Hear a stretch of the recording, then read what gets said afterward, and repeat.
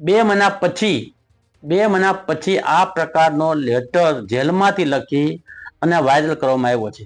આ પત્ર જિલ્લા જેલમાંથી લખાયેલો છે અથવા જિલ્લા જેલમાંથી જિલ્લાની જેલની બહારથી લખાયેલો છે। જુનાગઢ જેલમાંથી બુટલેગર દ્વારા એક પત્ર જે છે તે વાયરલ કરવામાં આવ્યો હોવાની વાત। ધારાસભ્ય પર ખુલ્લેઆમ ગેરકાયદેસર ધંધામાં ભાગીદારીના આક્ષેપ કરાયા અને આ પત્રની અંદર ઉલ્લેખ પણ કરવામાં આવ્યો।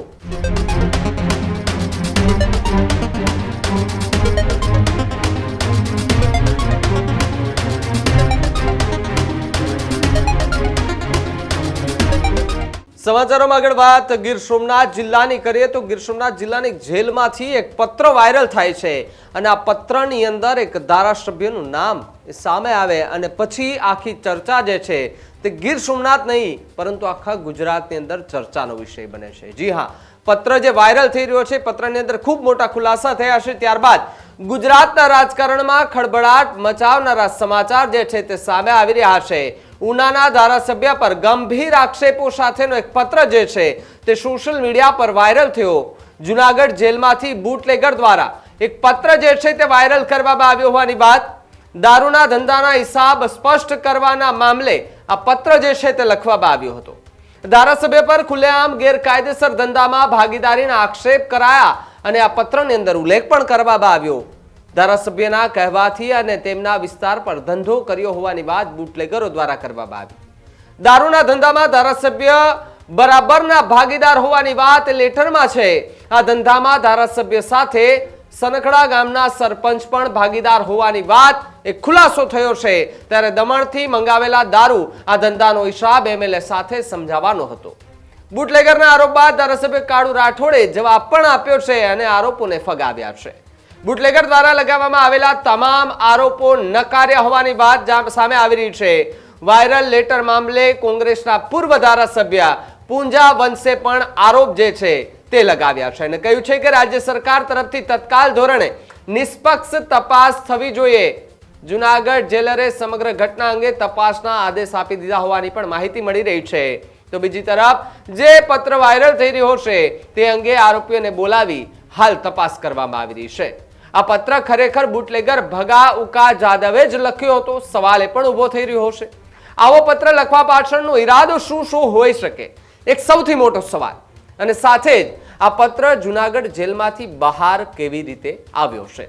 આ સવાલો જે છે તે ઘણું બધું સૂચવી રહ્યું છે। ત્યારે જુનાગઢ જેલમાં શું ખરેખર બધું જ ગોલમ ગોલ અને લોલમ લોલ ચાલી રહ્યું છે? પત્ર ત્યાંથી વાયરલ થયો। બુટલેગરના નામથી લખાયેલા પત્રમાં કોના દોરી સંચાર છે? આ પત્ર કાંડ જ્યારથી થયો છે ત્યારથી ગુજરાત અને ખાસ ગીર સોમનાથના રાજકારણમાં થોડો ભૂકંપ જોવા મળી રહ્યો છે। તો ક્યાંક જેના નામ સાથેનો આ પત્ર છે ને જેનો ઉલ્લેખ કરવામાં આવ્યો છે એ વ્યક્તિ આ આરોપોને નકારી રહ્યા છે। પરંતુ આ લેટરની અંદર લખાયેલા શબ્દો જો ખરેખર સાચા હોય તો તપાસ થવી ખૂબ જરૂરી છે। કહેવાય છે કે ગુજરાત આ ગાંધીનું ગુજરાત છે, આ દારૂબંધી છે, ડ્રાય સ્ટેટ કહેવામાં આવે છે, છતાં પણ બેફામ રીતે દારૂઓ એ દારૂની બોટલો ઘૂસી જાય। એ પછી રાજસ્થાનની બોર્ડર હોય, મહારાષ્ટ્રની બોર્ડર હોય કે પછી દીવની બોર્ડર હોય કે દમણની બોર્ડર હોય, ગુજરાતમાં દારૂ ઘુસાડવા સાવ સહેલી વાત થઈ ગઈ છે। લાગશે પોલીસને ભાઈ ખોટું, પરંતુ જે વાસ્તવિકતા છે પોલીસે સ્વીકારવી પડશે। જ્યારે દેખાય છે ત્યારે ગાડીઓ બુટલેગર ઉતારી દેશે ત્યારે પોલીસ કોઈ કાર્યવાહી નથી કરતી। આમાં મોટા માથાના હાથ હોય આ ડંકાની ચોટ પરથી કહી શકે છે, કારણ કે જો મોટા માથાના હાથ ન હોય તો નાના બુટલેગરો કેમ દારૂ ઘુસેડી શકે? પોલીસ કાર્યવાહી કરે છે, ચલો માની લીધું કે અહીંયા બુટલેગર ત્યાં રેડ પાડી લીધી, એ તો ઉપરથી આદેશ આવે ત્યારે રેડ પડાય છે સાહેબ। બાકી આજે એટલા અડ્ડાઓ ચાલુ છે કે જ્યાં આપણે કદાચ ગણવા બેસે ને તો કરોડો રૂપિયાનો દારૂ ભેગો થઈ જાય। દારૂબંધીના નામે ઘણું બધું થઈ રહ્યું છે, ત્યારે બંને પક્ષને સાંભળવા ખૂબ જરૂરી છે। જેમાં વિપક્ષ પૂંજા વંશે ગંભીર આરોપો લગાવ્યા છે અને તપાસની માંગ કરી છે। તો બીજી તરફ જેના નામ સાથે આ પત્ર વાયરલ થઈ રહ્યો છે એ ધારાસભ્ય કાળુ ડાભી કે જેમને કાળુ રાઠોડ માફ કરજો કે જેમણે સ્પષ્ટતા કરતા આખી ઘટનાને લઈને જે આરોપો છે એ નકારી દીધા છે। સાંભળો બંનેને શું કહ્યું। પત્ર વાયરલ થયો જેલમાંથી। મૂળ ભગા જાદવ એસેપ્શન દ્વારા જે રેડ કરવામાં આવી હતી એ દારૂના ગુનાની અંદર જુનાગઢ જેલની અંદર હતો। ત્યારબાદ ગુસ્સીકોટ જેવો ગુસ્સીકોટ કરવામાં આવી અને ગુસ્સીકોટનો તોમતદાર તરીકેનું નામ પણ છે. ગુસ્સીકોટમાં તેની ધરપકડ કરી અને ગુનાના કામમાં તેને તપાસના કામે ગુના લઈ આવેલા. ત્યારબાદ 22/8/2025 ભગા જાદવે ચાલુ રિમાન્ડમાં હોવા છતાં પણ એક પોલીસ કોન્સ્ટેબલના ફોનમાંથી મને તેણે વાત કરી. મને ફોન આવ્યો મારા નંબર ઉપર અને મને જેલની અંદર જેલર વાળા કઈ સિસ્ટમથી જેલ ચલાવે છે રસિક ઝીણા વિશે પણ મને માહિતગાર કરી. રસિક ઝીણા આખી આ જેલ ચલાવે છે એવું ભગા જાદવે તેમના ફોનમાંથી મને પોલીસ કોન્સ્ટેબલના ફોનમાંથી મને જાણ કરી અને આખા જેલર વિશે આખી જેલ કયા સિસ્ટમ ચાલે છે એ સિસ્ટમની મને વાત કરી. ત્યારબાદ ભગા જાદવે જે મને જે વાત કરી જેલના સિસ્ટમની એ સિસ્ટમના આધારે ભગા જાદવની વિરુદ્ધમાં મેં ગુજરાત સરકારમાં ગૃહમંત્રીને આખી જેલર વિશે અને ભગા વિશે મને ફોન આવ્યો એ બાબતમાં મેં આખી સરકારમાં જાણકારી આપી. ત્યારબાદ રાવ સાહેબ છે જેલ સુપ્રિન્ટેન્ડન્ટ છે, સુપ્રિન્ટેન્ડન્ટ જેલરને પણ હું રૂબરૂ મળ્યો હતો કે ભગા ઓકા જાદવનો આ તારીખે મને આ નંબરમાંથી મને ફોન આવેલો અને આ પ્રકારના જેલર વિશે જેલર વાળા વિશે મને વાત કરી છે. સાહેબે પણ ગંભીરતા લીધી. ત્યારબાદ ગૃહમંત્રી સંઘવી સાહેબને પણ આ બાબતમાં રૂબરૂ મળી મેં લેખિતમાં આખી મેટર આપી અને જે ચર્ચાઓ થઈ એની ઓડિયો ક્લિપ પણ મેં સાહેબને રૂબરૂ આપી. રાવ સાહેબને પણ એની ઓડિયો ક્લિપ મેં આપી કે ભગા ઉકાભાઈ જાદવ આ પ્રકારને મારી સાથે આ નંબર ઉપરથી આ નંબરમાં મને ફોન આવેલો આ પ્રકાર મને વાત કરી. આટલી સિસ્ટમ થયા બાદ તપાસ શરૂ થઈ અને તપાસના અંતે જેલર વાળાની બદલી થઈ અને બદલી થઈ એટલે જેલર વાળાને જે ખ્યાલ પડ્યો કે ભગા ઉકા જાદવે આ પ્રકારની કાળુભાઈ સાથે વાતચીત થયા બાદ મારી બદલી થઈ છે અને મને ડિસ્ટર્બ કરવામાં આવ્યો છે.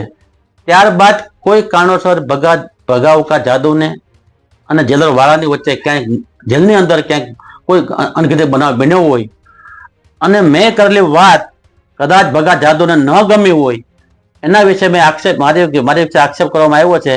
એ ભગા જાદવ જે મને વાત કરી અને મેં સરકારમાં રજૂઆત કરી અને તેને ક્યાંક તકલીફ પડી હોય એના આધારે 2 મહિના પછી આ પ્રકારનો લેટર જેલમાંથી લખી અને વાયરલ કરવામાં આવ્યો છે.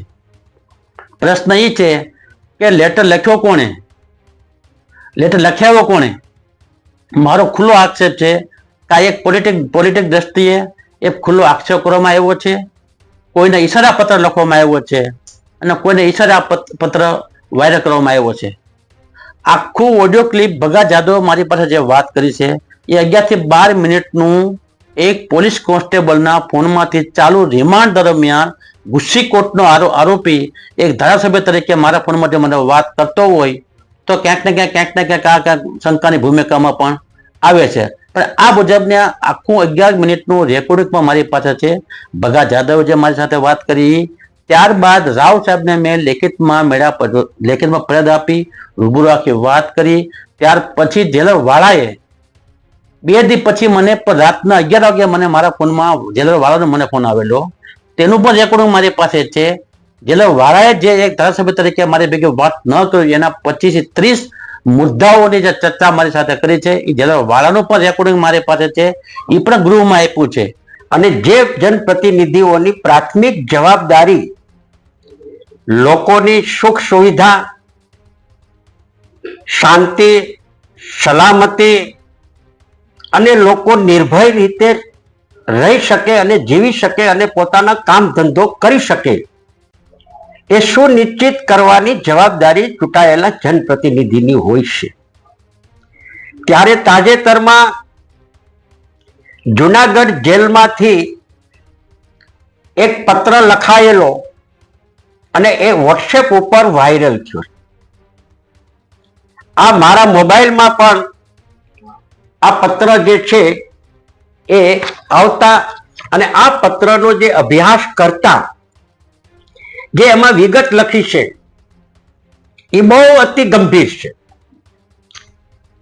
ઉના તાલુકાના અસામાજિક પ્રવૃત્તિઓ સાથે જોડાયેલા ભૂતકાળમાં જે લોકો પકડાણા છે, રેકોર્ડ ઉપર બુટલેગરો છે, એ બુટલેગરો દ્વારા આ પત્ર લખાયેલો છે.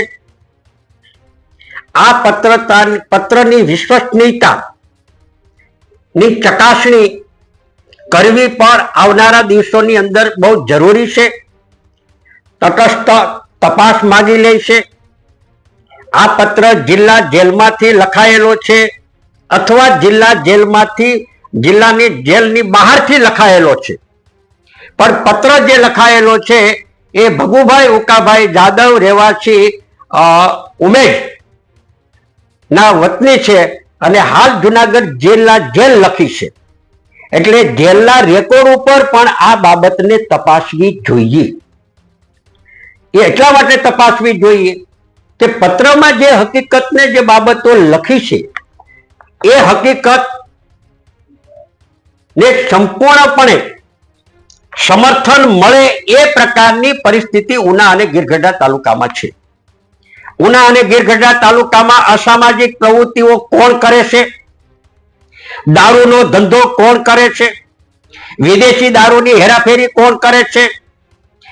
રેતીની ચોરી કોણ કરે છે? ખાણ ખનીજની અંદર લાઇમસ્ટોનની ચોરી કરનારા કોણ છે? રેશનિંગનો માલ જે છે ગરીબોના મોઢેથી લઈને ગામડે ગામડે રિક્ષાઓ લઈ જઈ અને માલ મેળવી અને બારોબાર મિલોની અંદર મોકલવાનો ધંધો કોણ કરે છે? આ તમામ પ્રકારની અસામાજિક જે પ્રવૃત્તિઓ જે છે એ પ્રવૃત્તિઓથી ઉના તાલુકાની અને ગીરગઢડા તાલુકાની જનતા સંપૂર્ણપણે વાકેફ છે. એટલું જ નહીં પણ વહીવટી તંત્ર પણ સંપૂર્ણપણે વાકેફ છે. આ અસામાજિક પ્રવૃત્તિ કરનારા લોકો જે છે એ લોકો અને વહીવટી તંત્ર ની સાંઠગાંઠ એકબીજાની મદદથી જ આ અસામાજિક પ્રવૃત્તિઓ સતત ચાલતી આવી છે. મેં કાયમી માટે એક જનપ્રતિનિધિ તરીકે ધારાસભ્ય હતો ત્યારે પણ, આજે પૂર્વ ધારાસભ્ય તરીકે પણ મારી રજૂઆતો લેખિતમાં અગાઉના હતાની અંદર હતા ત્યારે પણ જ્યારે જ્યારે જરૂર પડી છે ત્યારે ઉનાની અંદર સુખ શાંતિ અને સલામતી જળવાઈ રહે એના માટે એક જવાબદારીના ભાગ તરીકે હું સમયાંતરે વહીવટી તંત્રનું ધ્યાન દોરતો આવ્યો છું, પણ એમાં અસરકારક જે પગલાઓ લેવા જોઈએ એ પગલાઓ લેવામાં આવ્યા નથી. હું ભૂતકાળની બે વાત કરી. અગાઉ એસપી તરીકે મનોહરસિંહ જાડેજા હતા, કલેક્ટર તરીકે આઈએસ તરીકે ડીડી જાડેજા હતા. આ બંને એક આઈએસ અને એક આઈપીએસ અધિકારીએ આ બંને ભેગા થઈને ગીર સોમનાથ જિલ્લાને જે પ્રકારે લૂંટ્યો છે, હું લૂંટ શબ્દ વાપરું છું, રેકોર્ડ ઉપર છે. આજની તારીખે રાજ્ય સરકાર તટસ્થ સીટની રચના કરે અને ભૂતકાળમાં આ બંને અધિકારીઓ ગીર સોમનાથ જિલ્લામાં વહીવટી તરીકે વહીવટ કર્યો છે ત્યારથી એમની રેકોર્ડ આધારિત ફાઇલોની જો ચકાસણી કરવામાં આવે તો પણ દૂધનું દૂધ અને પાણીનું પાણી થઈ જાય. આ બે અધિકારીઓની મિલી ભગતથી ગીર સોમનાથ જિલ્લામાં અસામાજિક પ્રવૃત્તિઓ બેફામ વિના રોકટોક ભાગીદારીથી પોલીસ ડિપાર્ટમેન્ટમાં અમુક કર્મચારીઓના ભાગથી અને એના ભાગીદારીથી આજે પણ ઉનાની અંદર બેફામપણે આ અસામાજિક પ્રવૃત્તિઓ ચાલે છે.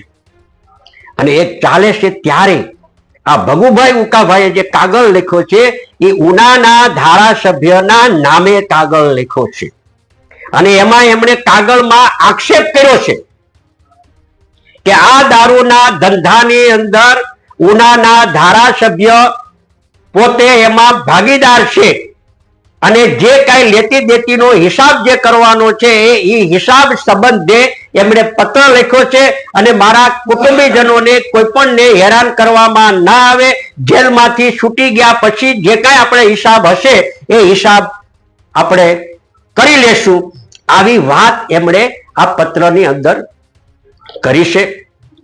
એક જાહેર જીવનના માણસ માટે આ પ્રકારના આક્ષેપો થાય, લેખિતની અંદર થાય, ત્યારે હું રાજ્ય સરકાર મારફત પાસે હું આજે માંગણી કરું છું કે આ જે પત્ર જે લખાયેલો છે એ પત્રની તટસ્થ અધિકારીઓની સીટની રચના કરીને આની સંપૂર્ણપણે તપાસ કરવામાં આવે.